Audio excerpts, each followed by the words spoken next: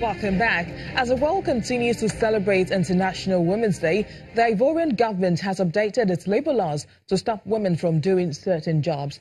According to the government spokesperson, the list of banned jobs includes work that exceeds the ability and physical capacity of women, or work that presents dangers which is likely to undermine their morality, for example, working on the ground or in the mines. Cote d'Ivoire's move comes as leaders from around Africa went out of their way to praise women and their abilities on International Women's Day. In South Sudan, President Salva Kiir hailed women and girls for their courage, strength and resilience, while Uganda's Yoweri Museveni described women as the engine, the heart and backbone of the society. Meanwhile, women in Guinea commemorated the International Women's Day with a march through the streets of Conakry, protesting against the police crackdown on political demonstrations. Dressed in white, around 5,000 women carried banners calling for an end to police brutality. Here's why.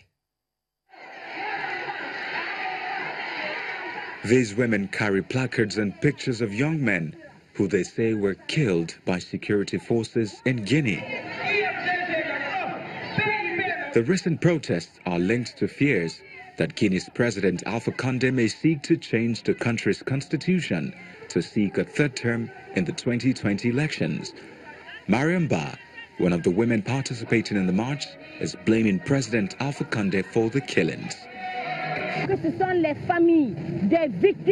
the families that decided to come together and carry out this protest because they had to bury 90 children who died because they were claiming their rights. It's too much, and any other extra death is one too much.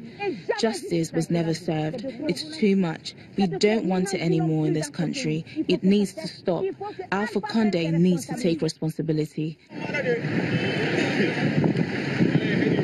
The poll should have been held in February last year, as agreed in a deal signed by President Alpha Condé, opposition parties and civil society in October 2016. The delay pushed thousands of critics of President Condé to the streets of the capital, Conakry, as political tensions escalated. Safiatou says her 18-year-old son, Ismail, was participating in protests organized by the opposition in September last year when he was shot dead. My son was a child. Now what I want from Alpha Condé's government, which killed him, is justice. I want justice because I want those responsible punished. Around a dozen civilians have been killed since February, following clashes with police amidst post-electoral tension that has fueled anti-government sentiment. Many Guineans are also angry that the country's rich reserves of bauxite used to make aluminium and iron ore have done little to address constant power cuts, sparse jobs, and low public sector salaries.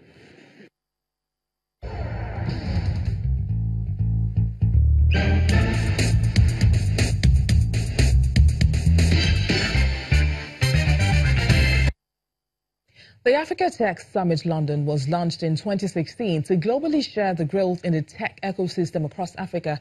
The summit provides opportunities that previously did not exist for African and international tech leaders and investors who want to drive growth in their continent by bringing together players with similar interests in technology to explore the different ideas people are working on, especially in the tech space. It's also an opportunity for the investors, entrepreneurs and the media to get a feel of what Africa is about and what the investment ethic is also about. Now, joining us to discuss more on this is Taiwo Oyewole, the director of the Zone Tech Park. A warm welcome to you. Thank you for having me. So since 2016, the Africa Tech Summit has been held yearly. So what does this mean for technology in Africa and, of course, Nigeria, where we are? I think it just elevates the discourse that we have locally here, and it takes it to the international stage. Having conversations, exchanging ideas, and then speaking with people or engaging with people who maybe have an aversion for coming to Africa in itself. So it gives them an opportunity to be able to interact with them, showcase what we have, and discuss further. it's just normal for the stage at which we're at right now. I mean, the level of development of our ecosystem locally here. And I think it creates more opportunities, access to funding, access to markets, access to various other types of opportunities, both for individuals, for corporates, and even for smaller startups in themselves, and even for the government. So you've highlighted some of the benefits of this summit, and of course one other thing is that it provides a platform for people to be aware of the new innovators in the field. But does it include helping these individuals and supporting them with their ideas? Well, in a sense, directly or indirectly, it does.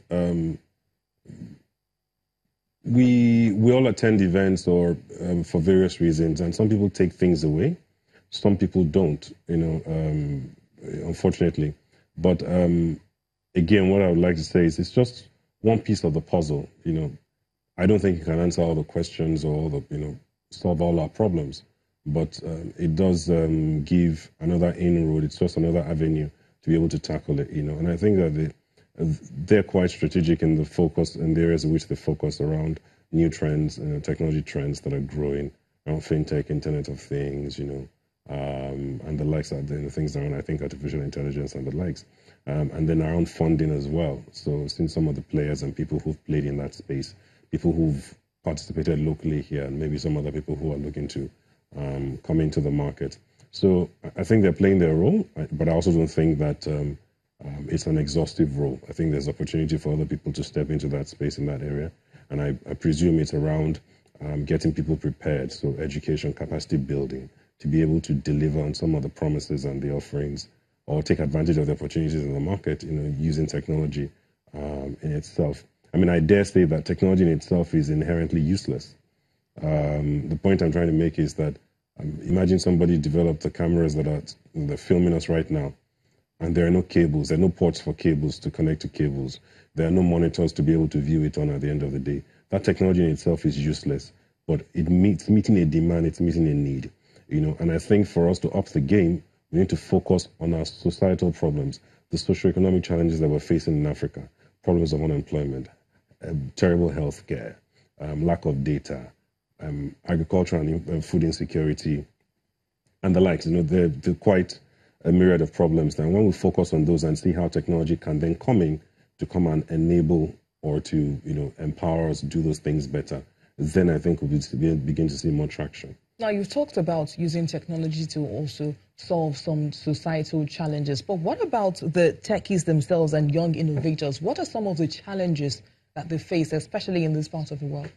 I think the first challenge is that they go to school and the education they receive really has no bearing with the realities they're going to face in life. So I call it being set up to fail right from the word go. Most people enter that space and never really have an understanding of what necessarily is required. Again, I think that there's the narrative needs to be changed. There is in itself yes, we do have a tech industry, but it's not, if we look at the solutions and the startups and the growth of the startup phase in itself there, most of them are actually in different businesses, whether it's retail, whether it's agriculture, and so on and so forth.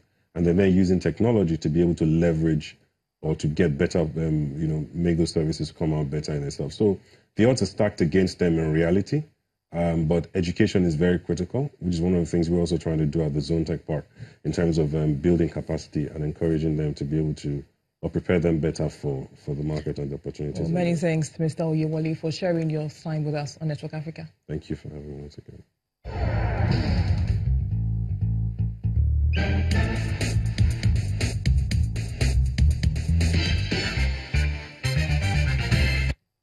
And that's our program today. Thank you for watching. I am BC Adebayo.